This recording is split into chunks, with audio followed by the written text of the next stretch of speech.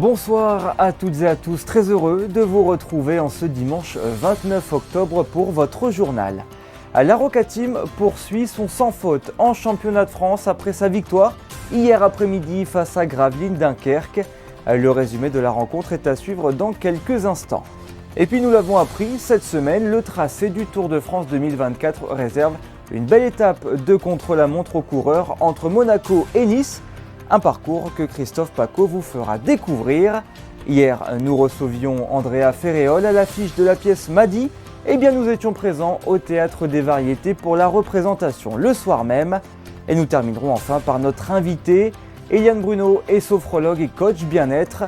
Nous parlerons avec elle des bienfaits de la sophrologie, aussi bien dans la vie personnelle que professionnelle. Mais avant de développer ces titres, la belle image du week-end nous vient des vestiaires du Stade de France, où le couple princier a pris part aux festivités des Sud-Africains champions du monde de rugby grâce à leur victoire 12-11 face à la Nouvelle-Zélande. Il s'agit du 4e titre mondial de l'Afrique du Sud, le pays d'origine de la princesse Charlène. Restons dans le sport avec du foot et la défaite cet après-midi de la SMFC face au LOSC 2-0. C'est un revers qui fait reculer les Rouges et Blancs à la 3e position d'un classement désormais dominé par l'OGC Nice. En Betclic Elite, la Roca Team est leader incontesté. Les Monégasques poursuivent leur sans faute en championnat de France. 9 matchs, 9 victoires. La dernière en date samedi après-midi face à la Lanterne Rouge Gravelines Dunkerque. Le résumé de la rencontre est signé Frédéric Elian. C'était le match piège par excellence, 48 heures après une démonstration en Euroleague contre Tel Aviv, face à un adversaire mal en point en Betclic Elite, Gravelines Dunkerque, toujours à la recherche de sa première victoire. Mais la Roca Team, sans Mike James, Kemba Walker et Donatas Motiejunas laissés au repos, a fait respecter la hiérarchie pour signer une 9e victoire en 9 matchs de championnat. Gravelines Dunkerque a tenu une mi-temps avant de céder face aux rotations et aux talents monégasques. Le BCM fait la course en tête grâce à l'activité près du cercle de Wafessa Fofana, 19 points, et Tejuan Aidji, 17. À la pause, les nordistes ne sont qu'à -3, puis vont craquer face à l'adresse longue distance des monégasques, 11 sur 23 à 3 points. L'écart monte à plus 17 dans le 3e quart-temps grâce à Alpha Diallo, meilleur marqueur côté Roca Team avec 16 points. Pour son premier match de la saison, Jordan Lloyd a été très propre, 15 points à 5 sur 6 au tir en 21 minutes. Bel apport aussi de Mam Jaité, 11 points, 5 rebonds, 3 passes en 20 minutes, 91 à 76 pour Monaco. Ces matchs-là ne sont jamais faciles exactement parce qu'on nous corrompt de leur situation, on nous corrompt de la nôtre. Donc il faut tout de suite basculer à autre chose après le gros match d'Euroleague et content de la manière dont tout le monde a réagi. Et ça montre aussi que voilà, on est conscient de ce qu'on a à faire tout au long de la saison et très content de notre équipe. Cela fait 6 victoires d'affilée, toutes compétitions confondues pour la Roca Team. On en parlait hier, le grand départ de la Transat Jacques Vabre aurait dû être donné aujourd'hui à 13h, mais en raison des conditions météorologiques trop dangereuses dans le golfe de Gascogne, la classe IMOCA dont fait partie le Malizia Sea Explorer de Boris Herman et William Harris est restée à quai en attendant une amélioration de la météo. La nouvelle date de départ n'a pas encore été définie par l'organisation. Cette semaine, on a pu découvrir le tracé officiel du Tour de France 2024 avec un départ de Florence en Italie et surtout une dernière étape entre Monaco et Nice. Un contre-la-montre de 35 km que Christophe Pacaud vous fait découvrir en compagnie d'Antoine Berlin, coureur professionnel monégasque. Bonjour à tous. Vous avez vu, j'ai mis les lunettes, j'ai mis le vélo, il y a les coureurs. Là, c'est notre histoire. On va parler de l'arrivée du Tour de France 2024. Monaco jusqu'à Nice, 35 km. C'est un beau cadeau pour la principauté. Oui, c'est historique parce que d'habitude, le Tour de France arrive à Paris. Exceptionnellement, cette année, ce ne sera pas possible. Donc, quoi de mieux qu'une arrivée Monaco-Nice. Vous savez quoi, on va se retrouver sur la ligne de départ. Oui, ligne de départ de cette étape qui va tous nous animer au mois de juillet ici à Monaco, à l'occasion de la toute dernière, l'ultime étape. Ce sera un contre-la-montre de 35 km entre Monaco et Nice. Allez, c'est parti.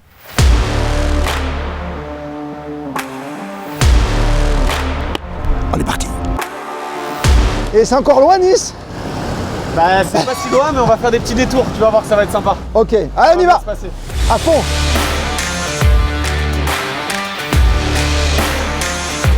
C'est la première grande montée. C'est la première grande, allez. je sais pas, mais c'est la première montée en tout cas, ça c'est sûr. Oh, aïe aïe aïe aïe aïe aïe aïe.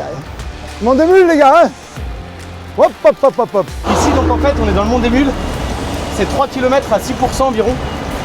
Et ce qui est sûr c'est que les meilleurs, ils vont le monter sur le gros plateau.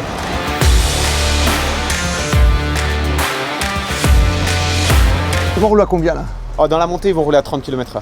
30 km/h, ouais. Ouais, facilement, ouais. Ouais, parce que c'est quand même des coureurs de très haut niveau, ils connaissent le parcours. Les coureurs du classement général, ils vont se jouer la victoire, donc ils vont être déchaînés.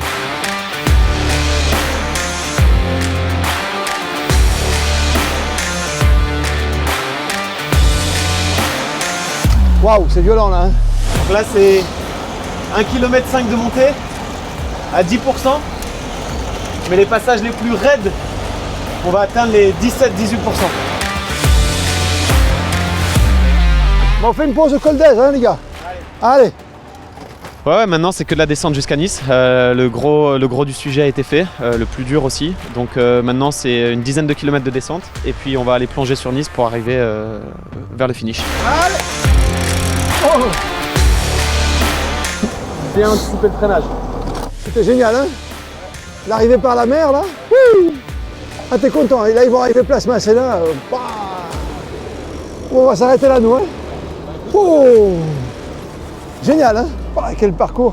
Regarde, 35 km, parfait. 35 km. On l'a vu, hein. Tout Monaco au départ, après montée Beau Soleil, col d'Aise et tout, jusqu'ici beau, quoi. Ah c'est magnifique, hein. Magnifique. Et t'es en pause un peu en ce moment? C'est ça, c'est l'intersaison, encore 3 semaines de repos et puis il sera temps de préparer 2024. Tu fais le Tour de France? On croise les doigts, ce sera attends. pas sûr mais pourquoi pas? Avec Victor de Monégasque, Ce serait le rêve. Vraiment c'était un plaisir d'être avec toi. Je sais pas ce que j'ai envie de te dire mais j'aurais presque pu te battre. Oui, tu as marqué en montée? Ouais, je pense que tu aurais pu gagner. Oui, le seul truc c'est que j'avais un vélo électrique. Vous étiez peut-être au Théâtre des Variétés hier soir pour assister à Madi, une pièce où la comédienne Andrea Ferréol, notre invitée du journal hier, joue le rôle d'une grand-mère fantasque. Je vous propose d'écouter Corinne Roerig et Nicole Pouchoulin, les deux co-auteurs de la pièce au micro de Frédéric Elion, sur des images de Thomas Deus. Madi, je fais un truc là. Tu me lâches 2 minutes? Ah bah on pourrait peut-être emmener Jean-Mi au Pérou. Madi! Au Chili, au Chili.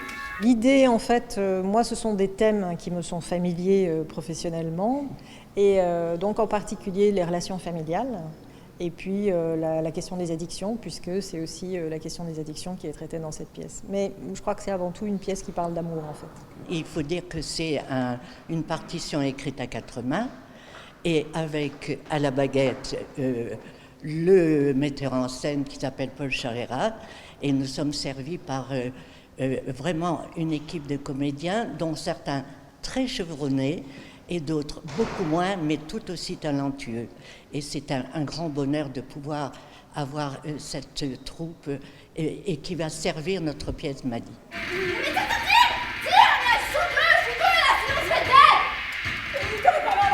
C'est une grand-mère qui est aussi fantasque et folle dingue qu'amoureuse de sa petite fille et sa fille, et puis qui est complètement dévastée parce que la petite est perclue, cachée dans sa chambre, comme le font les ados qui sont vraiment addicts, ce qui n'est pas le cas de beaucoup heureusement, et qui donc a tout essayé pour la sortir de là et qui n'y est pas parvenue, et qui va avoir dernière idée pour l'en sortir, et qui va être aidé en cela par son ami et vieil amoureux transi qui est médecin, ce qui va l'aider à mettre les choses en place. Alors que novembre commence à pointer le bout de son nez, l'automne, lui, est bien installé depuis quelques jours en principauté. Comme les feuilles, les couleurs des étals des maraîchers changent de teinte et on se tourne progressivement vers les fruits et légumes qui composeront nos plats chauds et réconfortants. Julia Vial et Julien Laugier se sont rendus au marché de la Condamine pour découvrir ce que consomment les Monégasques en cette période de fin d'année. Pour déguster des bons légumes de saison, encore faut-il être incollable sur les produits à consommer en fonction du mois de l'année. Alors, en ce moment, que faut-il manger ? La fin des courgettes, la fin des aubergines, la fin des tomates, beaucoup de fins de légumes, et puis alors les courges, les grosses courges, les choux qui vont venir. Les poireaux, il y a les courges, il y a les tomates, enfin il y a pas mal, les salades. Des pommes de terre. En arrivant au marché de la Condamine en ce jour de grisaille, nous nous attendions à trouver uniquement des clients à la recherche des produits pour réaliser une bonne soupe ou un bon pot-au-feu. Mais en principauté, l'été, les légumes qui vont avec, comme les tomates, semblent faire de la résistance. Écoutez, on est déjà dans une région où on a de la chance d'avoir encore du soleil assez tard, donc je dirais malheureusement ou heureusement, on a toujours des légumes ratatouille. Mais normalement, le mois d'octobre, c'est le mois des légumes feuilles, des légumes racines, et surtout le mois du début du chou, du fenouil. Voilà, donc on rentre dans l'hiver doucement pour manger plus de choses vertes et moins rouges. Et comme les chaleurs estivales ont perduré jusqu'en ce mois d'octobre, certaines récoltes de légumes d'hiver ont été mises à mal. J'ai planté beaucoup de choux qui ont néblé, c'est-à-dire qu'ils sont devenus secs. Il a refallu planter, il a fait trop chaud. On a planté vraiment, pourtant chaque année on plante au mois d'août. Et au mois d'août, là, ça a été une catastrophe. On a dû tout replanter. Mais pas d'inquiétude, avec le retour récent du froid, nos envies de petits plats chauds et réconfortants vont revenir. Grâce aux nombreux légumes de saison, nous allons nous régaler tout l'automne et tout l'hiver. Ce jeudi soir avait lieu à l'Auditorium Régnier 3 une conférence sur le développement personnel. Organisé par la Jeune Chambre économique de Monaco, ce rendez-vous était l'occasion pour les spectateurs de trouver quelques astuces pour augmenter leur rendement professionnel et personnel. Pour développer ce sujet avec nous ce soir, Eliane Bruno est notre invitée. Bonsoir Eliane. Bonsoir. Vous êtes sophrologue et coach bien-être. Donc oui. Déjà, cela veut dire que le bien-être, ça s'apprend ? Alors tout d'abord, la sophrologie permet d'apprendre à se détendre pour mettre un petit peu à distance toutes les émotions et les a priori. En fait, c'est une méthode qui est psychocorporelle, donc on travaille vraiment psychologiquement et corporellement pour nous permettre vraiment de prendre conscience de situations, que ça soit professionnel ou personnel. Donc c'est un travail d'introspection aussi grâce à la respiration, c'est ça ? Oui, tout à fait. Donc on travaille sur 3 axes, sur la respiration contrôlée, sur la détente musculaire et sur des suggestions mentales. Donc à l'aide de ces exercices, ça nous permet d'écouter en fait son corps et de permettre d'être à l'écoute de ses ressentis. La sophrologie, c'est pour qui ? Alors la sophrologie, elle est pour tous les adultes, les enfants, les adultes, les adolescents et les seniors. Et quelle est la population que vous avez le plus souvent lors de vos séances ? Alors de plus en plus, j'ai des hommes. Donc les hommes, ils ont aussi un besoin d'être mieux dans leur vie professionnelle et personnelle pour équilibrer les deux. Alors, et la sophrologie, ça harmonise en fait l'esprit et le corps. Alors, vous avez de plus en plus d'hommes, mais qu'est-ce qu'ils viennent chercher chez vous lors de séances de sophrologie ? Normalement, en général, c'est beaucoup, c'est parce qu'ils sont stressés. Donc en général, c'est le premier objectif. On va travailler sur le stress, sur la gestion des émotions, sur les troubles du sommeil également. Et alors, quel est le lien entre le bien-être et le développement personnel ? Le bien-être, c'est un état, après ça devient un état d'esprit. Le développement personnel, c'est lié en fait. C'est lié par rapport à tout ce qu'on vit en ce moment. On vit dans un monde un peu qui va excessivement vite.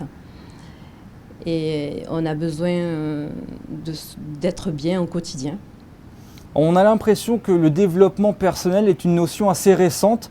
On n'entendait peut-être pas autant parler il y a quelques années. D'où vient d'après vous cet intérêt grandissant pour l'accomplissement personnel ?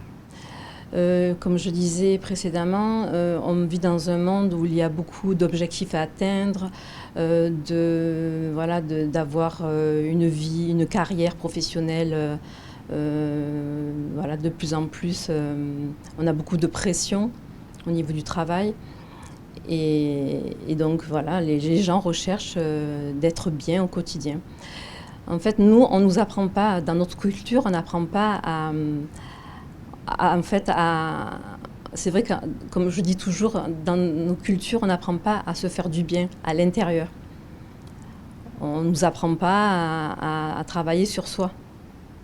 Je dis toujours, je prends toujours l'exemple, en fait, le matin, on se lave et la sophrologie permet de laver l'intérieur pour être bien avec soi.